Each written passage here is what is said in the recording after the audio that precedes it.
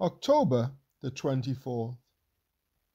I will make you into a threshing sledge, new and sharp.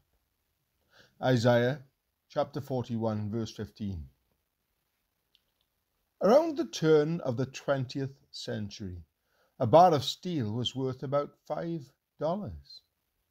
Yet, when forged into horseshoes, it was worth $10. When made into needles, its value was $350. When used to make small pocket knife blades, its worth was $32,000. When made into springs for watches, its value increased to $250,000. What a pounding the steel bar had to endure to be worth this much. But the more it was shaped, hammered, put through the fire, beaten, pounded, and polished, the greater its value. May we use this analogy as a reminder to be still, silent, and long-suffering. For it is those who suffer the most who yield the most. And it is through pain that God gets the most out of us, for His glory and for the blessing of others.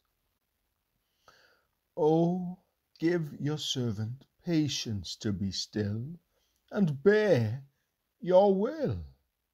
Courage to venture wholly on your arm that will not harm. The wisdom that will never let me stray out of the way. The love that now afflicting yet knows best when it should rest. Our life is very mysterious.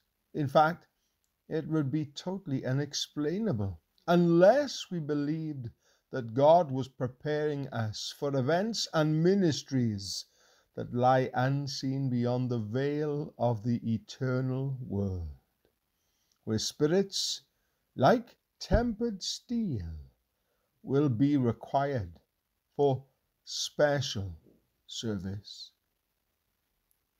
The sharper the craftsman's knives, the finer and more beautiful his work.